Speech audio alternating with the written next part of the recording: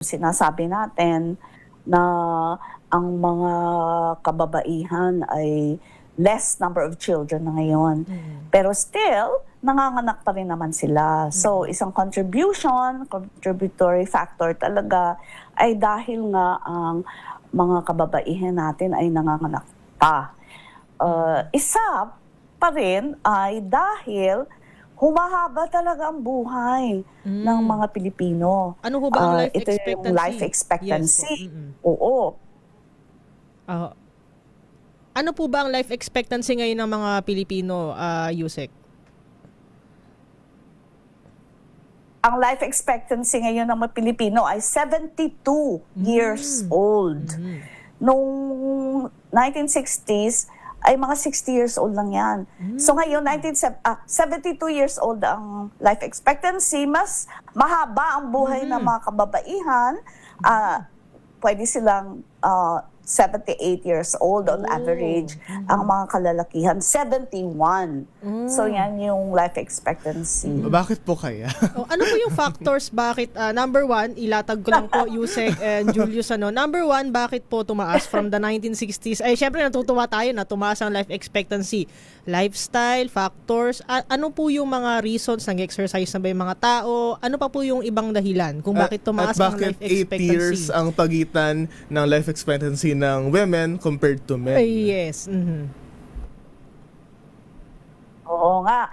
Actually, yung life expectancy natin, ang mga kadahilanan talaga niyan ay better health, better lifestyle, kaya humahaba tayo.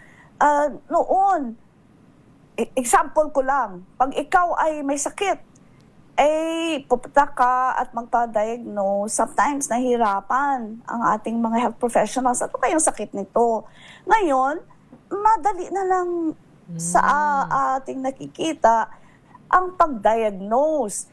At yung treatment pati ay very targeted. So, dahil sa technology, dahil sa research, ay yung ating medical industry, nabibigyan tayo ng tamang luna sa mga sakit-sakit natin. And syempre, nakikita natin na yung marami rin mga tao na natututo na sa tamang pag-ehersisyo, sa tamang pagkain. On average yan, syempre may mga tao pa rin hindi nag-ehersisyo. So ito yung one major reason ng paghaba ng life expectancy, yung better health systems, better treatments, better diagnosis, and of course, yung mga kababayan ay pumupunta na sa doktor. Dati pupunta ka lang sa doktor kung ikaw ay may sakit na. Ngayon, natututo na tayo ng annual physical exam. So yan yung mga reasons. Better diagnosis, better treatments, accessibility of treatments. Siyempre, kailangan pa rin namang ayusin, no? Kasi hindi naman perfect yung ating health system. Doc, 2 questions. At bakit naman yung mga lalaki ay mas less ang life expectancy? Ito ay nakikita naman natin sa lifestyle, no? Yung ang mga lalaki, ang tendency ay mas risky ang behavior ng mga lalaki.